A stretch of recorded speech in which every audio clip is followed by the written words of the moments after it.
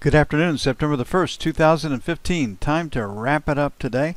We came in this morning thinking there was at least one sell left for us in the E-mini. Our first sell zone was 35 plus or minus. The market did get past that. Our second sell zone was 40.45. And the market stopped just below 40. So 35 to 40 held the market. We had a 10 to 15 was our second buy. Buy number 2, 20 to 25 was our first buy. So our first buy came in right there. Our second buy, this was buy 2. So we caught the edges of the market pretty well. Again, there's the peak selling. We talked about it before the market opened. This ZA period quite often is the higher low for the E-mini. And that the buying power would come from pain number 3, and this would be the Fed. And that's exactly what happened. So they supported the market well. Peak buying came in this area, but you can see they really haven't abandoned the long side. And when they come in and buy, the market manages to get a little rally. So the Fed is in control of the market. The pledge protection team is not going to let the market break the bottom fall out of it. They'll let it sell, but they won't let the bottom fall out of it. Several trades today. Again, the market is so volatile. 10-minute charts are much better to trade from. V-tops are about what you have to take on this market. Here we had a retest failure, and this buy produced winning trades. This value area high right here stopped out on that bar. This potential V-top trade right here stopped out in one bar. You have to keep your stops probably 3 points and taking shot at 5 to 10 point winners, and volatility will knock you out of some of the trades. So a 5 or a 7 point, 10 point stops, you can get caught on all of them today. You have been caught on 5 to 7 point stops several times. So retest failure, another lower high. These S's worked out well. A little head and shoulders pattern right here gave you some money, and we got the volatility to make 5 points plus on these particular trades. So don't forget that when you're out trading. So which way will the market go on the close? Everything is pointing to lower prices, and lower it should go without the help of the Fed. What will happen in China tonight? What will happen in Europe? Probably sell if our market's sold. Looking at the F1 screen. Lower high, lower low. We're sellers. Looking for a place to sell it. Looking at the F2 screen. Pretty square distribution, but starting to get bottom heavy. It's still a D. Maybe leaning P because of all of this volume right here. But if the market was to close right now, right here, I think the 1900, 1905 would be your buy one. And then picking up this area over in here in this volume, 90, 95 would be buy 2. This thing can move 30 to 40 points starting in Globex, and if we were to close it right here, yesterday's close was 69 plus, so we've come almost 55 points, and keep that in mind in your trading. On the sell side, last rotate up stopped at 17, then we have this L period high at 26, so sell failure to take out 20.25, assuming we're closing this thing in the 15-16 area, and then the next sell would be 35 to 40. Do have news tomorrow. ADP looking for 210. I don't know if anybody will believe that number. Given the news it's kicking in, that number could come in lower than forecast, although the books are cooked. Productivity plus 2.8. No one will pay any attention to that. Unit labor costs minus 1.2. That's probably an accurate reflection. Factory orders plus 0.9.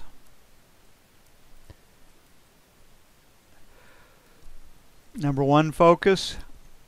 Number 2 focus. Factory orders, and plus 9 is a pretty healthy number. Shows economic growth, if you can believe it, and a lot of that would come from the automobile side.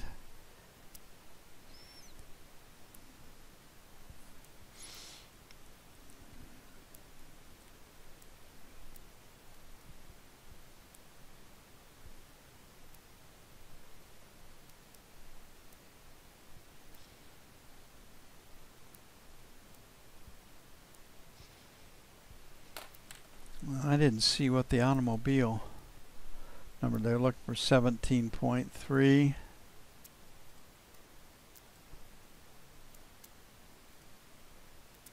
And that number still hasn't been totally reported, so don't know what that is just yet.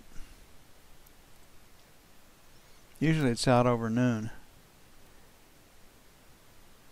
Okay, looking at the 10-year, weakness in the E-mini didn't matter. So lower high, lower low. I think the E-mini sells would probably have a pretty slow seller. So this 126.65 area. Low volume number, we got the high volume number up here at 27.12 on a 4-point scale.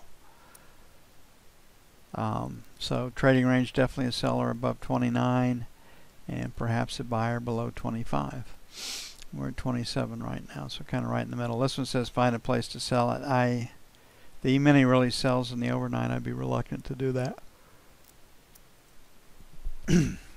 And we have a B pattern. If the E-mini breaks late this afternoon in M period, this market will probably trade up. So I don't think there's a lot of magic. Once again, it's going to be selling failure to take out 16 to 20. And then 23, 27. On the buy side down to the E-mini, we'll make it 1 to 5, buy 1. And then 25, 29, buy 2.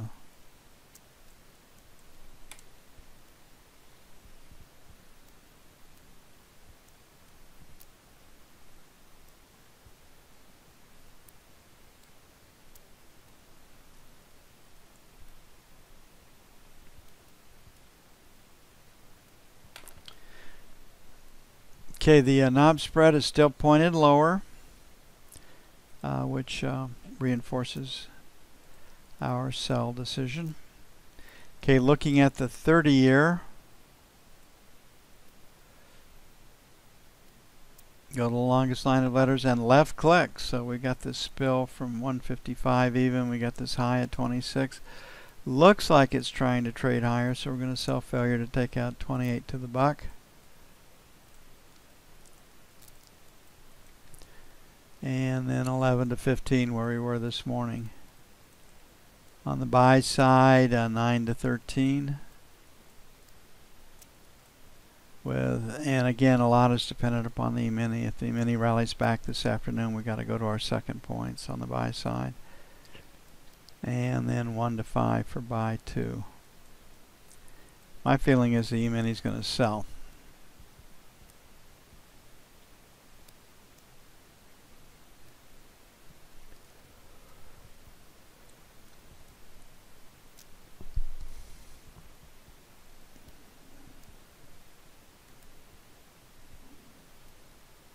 Okay, gold had a pretty quiet day compared to what's gone on in some of the other markets. But the big mover has been the bond, crude oil, and the E-mini, which is why I think you should probably have those 3 screens on your trading chart and work those pretty heavily. Higher low, higher high, looking for a place to buy it. We're having a hard time at 1150. Getting through that. Definitely working with a B right here. So then the assumption that we closed in the 39 area. 43.45, sell 1. 49.51, sell 2. And we'll put a question mark at 40. The mini sells will probably be able to, probably want to trade from the long side. 35.37, buy 1. And then 29.31, buy 2.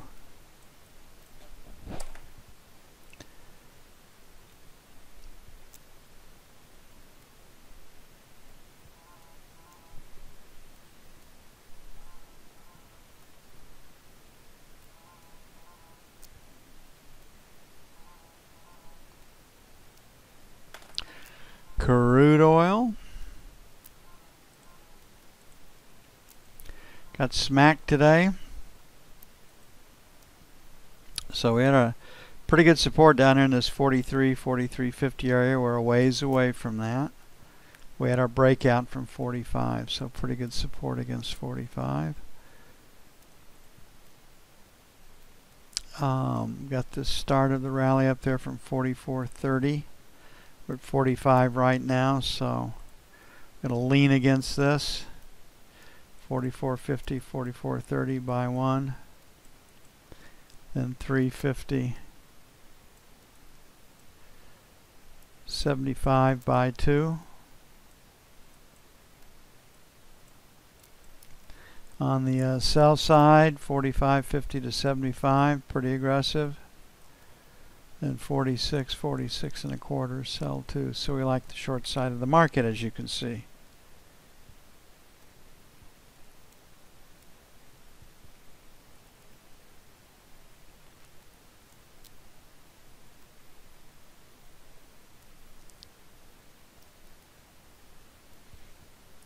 And the euro. I don't know, China's going to be interesting to see what China does tonight. They bought in the last hour of their trading session everything they could buy to support the market. They have warned the Fed not to raise interest rates. The threat they're hanging over the Fed's head is the dump or the liquidation of $1 trillion worth of treasuries. And Janet Reno, that the articles you read mathematically would take the yields 2 percentage points higher.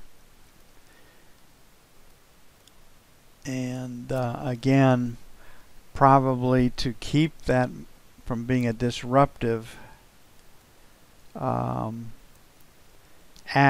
the Fed would probably be the buyer, come in and support the market. So a lot just depends on what China does overnight with their currencies. So we got a seller at 13 and a quarter, 13.50, and we have a buyer at 12.25.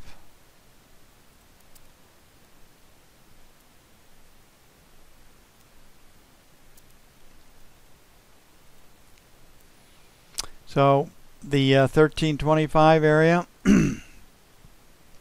15 to 25, sell 1. 50 plus or minus 5, sell 2. On the buy side, I really don't like the long side, so 14.50 buy 1 with a question mark at 12.75 and 12 and a quarter buy 2.